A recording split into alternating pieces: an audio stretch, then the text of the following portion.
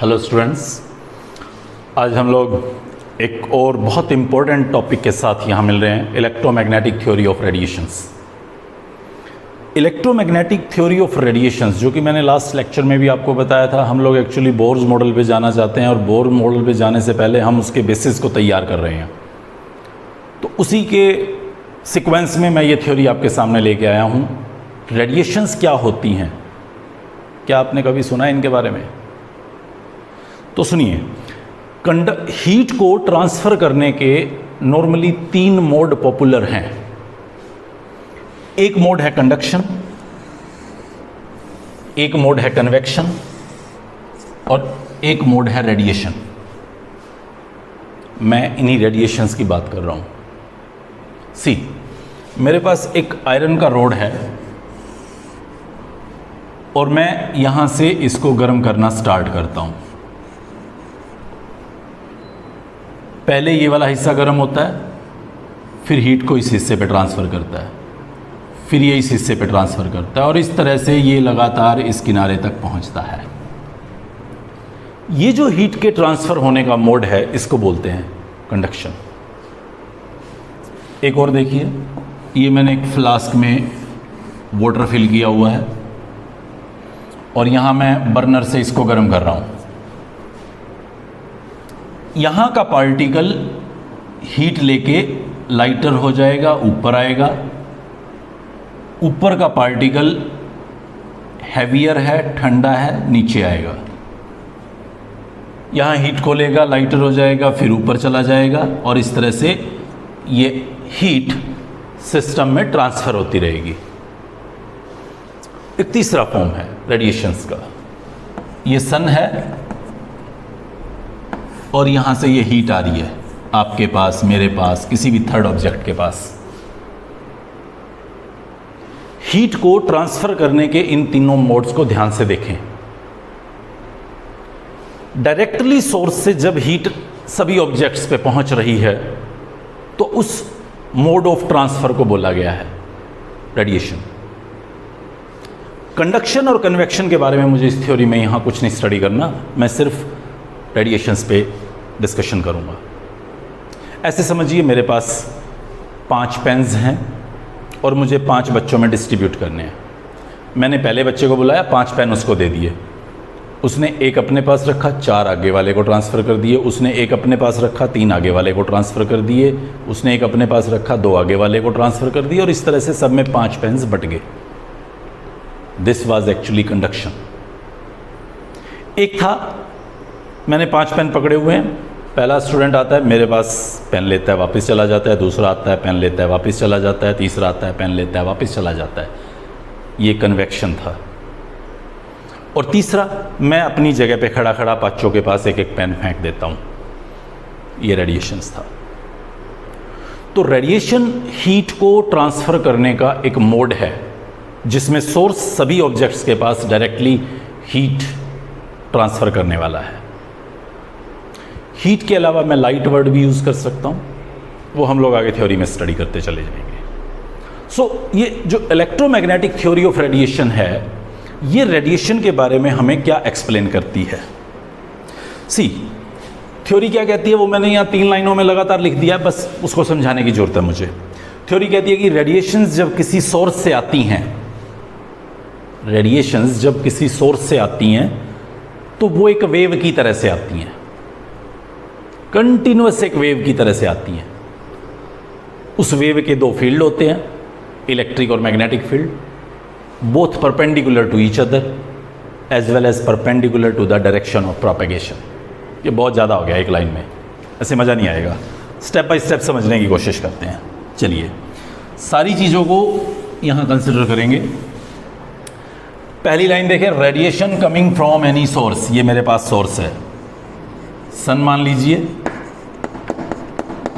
आपके कमरे में लगा बल्ब मान लीजिए, एलईडी मान लीजिए, कोई हॉट प्लेट मान लीजिए। चलो अभी आसान सा मानते हैं, सन या बल्ब में से कोई एक चूज़ कर लेते, तो मैंने सन दिखा दिया। थ्योरी कह रही है कि इस सोर्स से जो रेडिएशंस आ रही हैं वो एक वेव की तरह से आ रही हैं।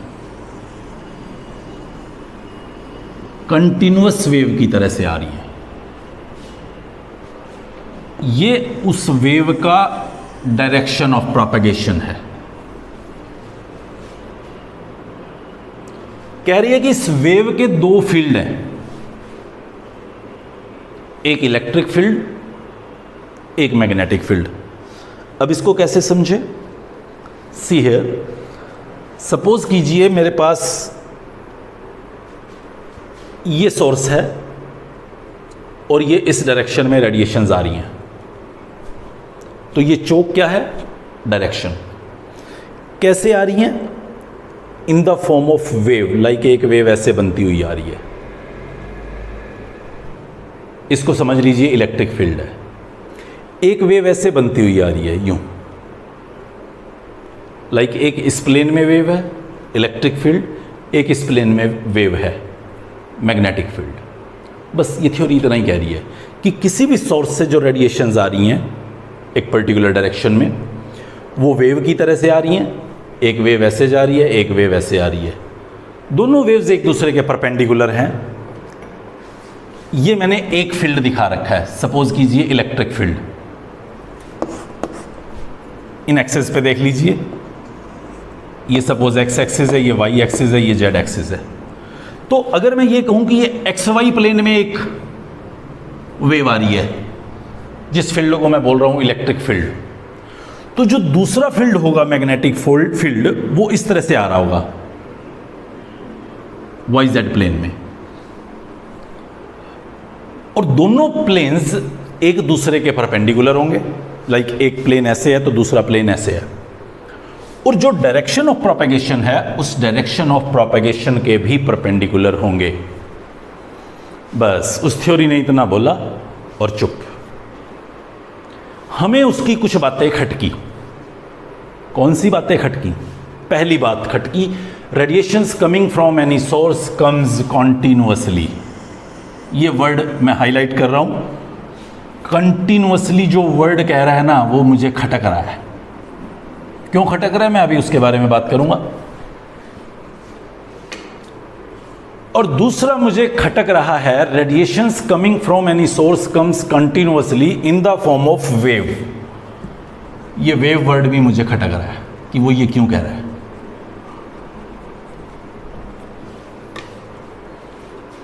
बाकी सब बातें चलो चल जाएंगी, हो सकता है वो इतना बोल रहा है तो सच्ची बोल रहा होगा। अब हम सोचेंगे कि ये दो बातें हमें क्यों खटकी, मतलब हमें क्या दिक्कत थी? उसने बोल दिया वेव की तरह से, या उसने बोल दिया कंटिन्यूअसली आ रही है, तो हमें क्या ऑब्जेक्शन है? तो हम यहाँ पे दो एक्सपेरिमेंट्स स्टडी करेंगे और वो एक्सपेरिमेंट हमें समझाएंगे कि भाई इन दो बातें जिनको मैं बोल रहा हूँ कि खटक रही हैं, वो क्यों खटक रही हैं। वो जो दो एक्सपेरिमेंट हैं जो मुझे इस कंटिन्यूअसली वर्ड और इस वेव वर्ड पे थोड़ा सा डाउट पैदा करके दे रही हैं, और मुझे लग रहा है कि नहीं यहाँ पे कुछ मॉडिफिकेशन होना चाहिए। मैं उनको जाने से पहले एक बार वेव का कैरेक्टर, वेव का नेचर यहाँ आपके साथ डिस्कस करना चाहता हूँ। सी हियर, ये मैंने एक थोड़ी छोटी बना देता हूँ, अब सोर्स वोर्स को नहीं छोड़ते, क्योंकि कई चीज़ें हमें इस वेव के कैरेक्टर को लेकर स्टडी करनी है। सी हियर, ये मान लीजिए एक सोर्स से वेव निकली,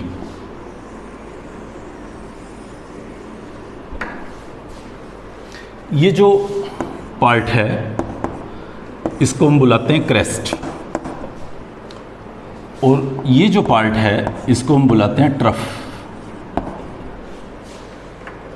ये जो हाइट देख रहे हैं आप क्रेस्ट की, या जो ये डेप्थ देख रहे हैं आप ट्रफ की,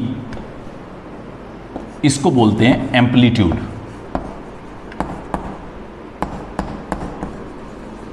ए से रिप्रेजेंट कर रहा हूं ये एम्पलीट्यूड, क्योंकि एक डिस्टेंस है हाइट, तो हम इसको जनरली मीटर में ऑब्जर्व करते हैं।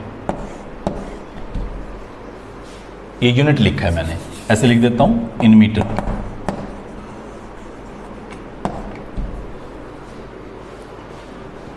दो जो कॉन्जिक्यूटिव क्रेस्ट आएंगी, लाइक ये और ये देखिए, ये दो कॉन्जिक्यूटिव क्रेस्ट हैं, या आप ये दो देखिए, ये दो कॉन्जिक्यूटिव क्रेस्ट हैं, या दो कॉन्जिक्यूटिव ट्रफ भी आप देख सकते हैं। उनके बीच का जो गैप है इसको बोलते हैं वेवलेंथ। और लैम्डा से रिप्रेजेंट करते हैं।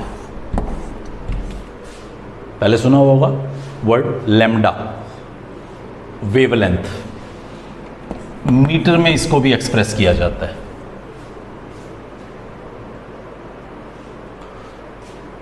एक टर्म आती है हमारे पास फ्रीक्वेंसी।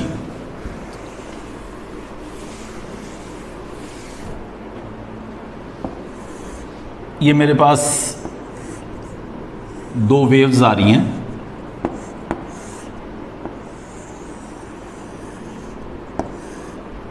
दो वेव्स, दोनों में क्या फर्क है? इसका जो लैम्डा है वो इसके लैम्डा से स्मॉलर है। मैं आपको समझाना चाह रहा था फ्रीक्वेंसी क्या होती है। ये एक सिंबल रहता है इसको रिप्रेजेंट करने का, प्रोनाउंस करते हैं इसको न्यू, और मेजर करते हैं इसको हर्ट्ज में या साइकिल पर सेकंड में या सिंपली पर सेकंड में भी इसको रिप्रेजेंट किया जाता है। तीनों का एक ही मतलब है। किसी एक पॉइंट से एक सेकंड में कितनी नंबर ऑफ वेव्स पास करेंगी वो उस रेडिएशन की फ्रीक्वेंसी है। Like number of waves. Waves क्या हैं? देखिए आप एक बार दोबारा से फिर वेव्स क्या होती हैं इसको नजर डालें। यहां एक वेव स्टार्ट हुआ और यहां पे वो खत्म हुआ। यहां से लेके यहां तक ये एक वेव है। और आगे बढ़ूं, यहां से लेके यहां तक ये एक वेव है, तो मतलब यहां से लेके यहां तक ये दो वेव्स हो जाएंगी। अब यूं भी कह सकते हैं यहां से लेके यहां तक एक वेव है, एक ही बात है, उसमें कोई ज़्यादा इशू नहीं है, same thing. But simple way में याद रख लीजिए, यहां से लेके यहां तक एक वेव है, यहां से लेके यहां तक एक वेव है। अब इन वेव्स को इस पॉइंट से पास होना है, तो इस पॉइंट से एक सेकंड में नंबर ऑफ वेव्स कितनी पास होंगी वो उसकी फ्रीक्वेंसी है। आप ध्यान दीजिए, यहां लैम्डा छोटा था, यहां का वेव इतना है, एक वेव, जबकि यहां का वेव यहां से लेके यहां तक है।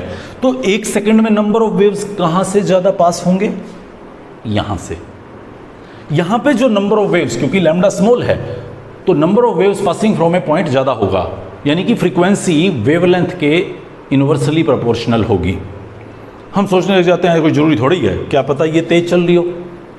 तो अगली बात को और ज़्यादा ध्यान से सुनिएगा कि सभी रेडिएशंस जो ट्रैवल करती हैं वो सेम स्पीड के साथ ट्रैवल करती हैं, and they are not depending on wavelength. सभी का वेवलेंथ अलग अलग हो सकता है, बट स्पीड जो है उनकी वो काफ़ी सेम रहती है। जैसे हम स्पीड ऑफ द लाइट की बात करें, जो सन से आने वाली रेडिएशंस है, दैट इज अप्रॉक्सीमेटली 3 × 10⁸ मीटर पर सेकेंड। तो स्पीड को लेके मत सोचिए, यहां से जो रेडिएशंस ट्रैवल करनी है इस पॉइंट पे और यहां से जो रेडिएशंस ट्रैवल करनी है इस पॉइंट पे, वो सेम स्पीड के साथ ट्रैवल कर रही हैं। तो उस टाइम पे यहां पे जो नंबर ऑफ वेव्स एक सेकंड में पास होंगे वो ज्यादा होंगे। लैम्डा और फ्रीक्वेंसी में अगर मैं एक रिलेशन देखूं तो जो फ्रीक्वेंसी है that is inversely proportional to lambda. इस प्रोपोर्शनैलिटी को हटाने के लिए मैं कांस्टेंट यूज करता हूं, nu, that is equal to c 1/λ। Finally कह सकता हूं nu into lambda that is equal to c। यहां c एक कांस्टेंट है, स्पीड ऑफ लाइट, वैल्यू है 3 × 10⁸ मीटर पर सेकंड। आप इसको याद रखेंगे। ये पूरे चैप्टर में आपको यूज होने वाला एक टर्मिनोलॉजी, एक वैल्यू है जो बार बार नहीं बताया जाएगा। c क्या है? वो स्पीड ऑफ द लाइट है। तो उससे क्या होगा? हम लोग बोल चुके हैं लैम्डा आपको मीटर में रिकॉल करना है, फ्रीक्वेंसी आपको पर सेकंड रिकॉल करनी है। तो जब भी आपको कोई एक चीज़ कैलकुलेट करनी होगी, लैम्डा या फ्रीक्वेंसी, बाकी दूसरी गिवन हो, तो आप इस c की वैल्यू से आसानी से उसको सॉल्व कर लेंगे। ये हमारा वेव को लेके फ्रीक्वेंसी टर्मिनोलॉजी था। सबसे पहले मैंने आपको बोला वेवलेंथ क्या होता है, फिर मैंने आपको बताया फ्रीक्वेंसी क्या होता है, एक बीच में मैंने बताया एम्पलीट्यूड क्या होता है। एक हमारे पास आता है पीरियड। पीरियड या उसको हम टाइम पीरियड बोलते हैं, टी से रिप्रेजेंटेड है। फ्रीक्वेंसी का रेसिप्रोकल होता है। पीरियड जो है वो फ्रीक्वेंसी का रेसिप्रोकल है। फ्रीक्वेंसी की यूनिट पर सेकंड थी तो ऑब्वियसली टाइम आपका सेकंड के अंदर आ जाएगा, टाइम पीरियड। एक हमारे पास आता है न्यू बार, ये फ्रीक्वेंसी वाला साइन है, ऊपर बार लगा दिया, तो इसको मैं रिकॉल कर रहा हूँ, इसको बोल रहा हूँ एज ए न्यू बार। इसको कहते हैं वेव नंबर, और इसको कुछ ऐसे रिप्रेजेंट करते हैं 1/λ। तो लैम्डा का यूनिट मीटर था तो इसका हो जाएगा मीटर इनवर्स। टाइम पीरियड हो गया, frequency, wave number, wavelength, amplitude, ये सब वेव्स को लेके कुछ पैरामीटर्स थे जो हम फ्रीक्वेंटली फेस करते हैं। इलेक्ट्रोमैग्नेटिक स्पेक्ट्रम, सन से जो डिफरेंट वेवलेंथ्स की रेडिएशंस आती हैं उनको मैंने यहाँ पे आपके सामने वेवलेंथ के इंक्रीजिंग ऑर्डर में अरेंज कर रखा है। यही एक्चुअली इलेक्ट्रोमैग्नेटिक स्पेक्ट्रम है। ये लेफ्ट साइड पे देखिए आप, कॉस्मिक, फिर एक्सरे, फिर यूवी, फिर विजिबल, फिर आईआर, फिर माइक्रोवेव, फिर कुछ रेडियो वेव्स। जो वेवलेंथ का रेंज है वो कुछ पिकोमीटर्स से स्टार्ट हो जाता है और फिर कुछ मीटर्स तक जाता है। यानी कि इधर राइट साइड पे आप देखें जो रेडियो वेव्स मैंने दिखा रखी हैं, उन रेडियो वेव्स का वेवलेंथ कुछ मीटर्स में हो सकता है, जबकि यहाँ पे इधर जो मैंने कॉस्मिक रे दिखा रखा है, कॉस्मिक वेव दिखा रखी हैं, उनका रेडिएशंस कुछ पिकोमीटर्स में होता है। उसके बाद मैंने एक्सरे, यूवी, विजिबल इस तरह से कुछ अरेंज किया हुआ है। तो लेफ्ट टू राइट जैसे जैसे मैं जाऊंगा वैसे वैसे इन रेडिएशंस का वेवलेंथ इंक्रीज होता जाएगा। सभी के लिए एक पर्टिकुलर रेंज है। जैसे मैं यूवी के लिए रिकॉल करूं तो ये 190 नैनोमीटर से लेके और 360 नैनोमीटर तक है।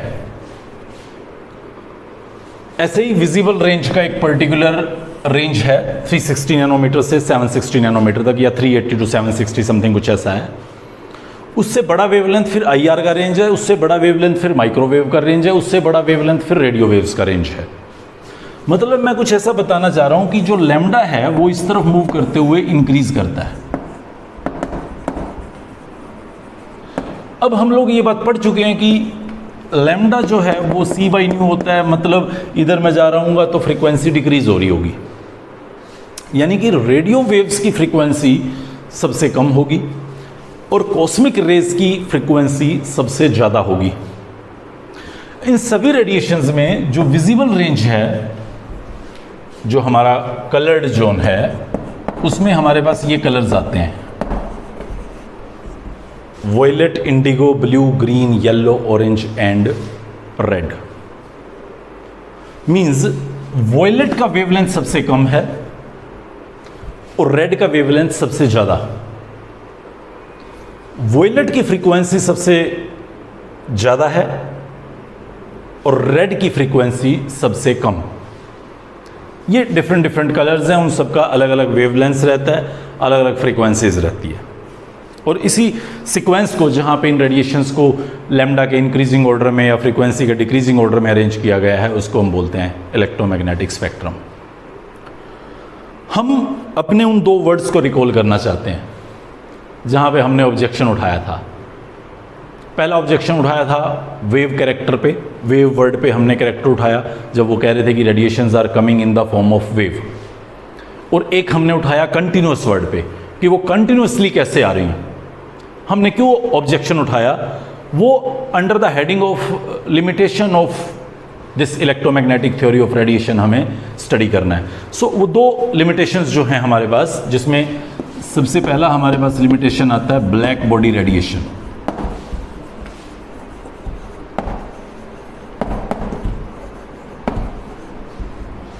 और दूसरा हमारे पास आता है photo electric effect.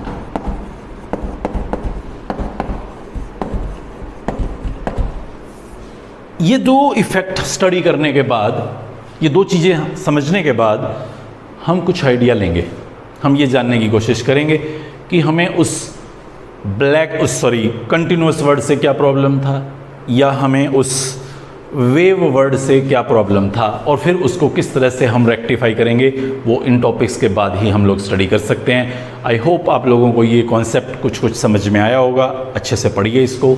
Next lecture में हम लोग स्टडी करेंगे ब्लैक बॉडी रेडिएशन और फोटो इलेक्ट्रिक इफेक्ट, किस तरह से वो हमारी इन समस्याओं को दूर करेंगे। Good bye.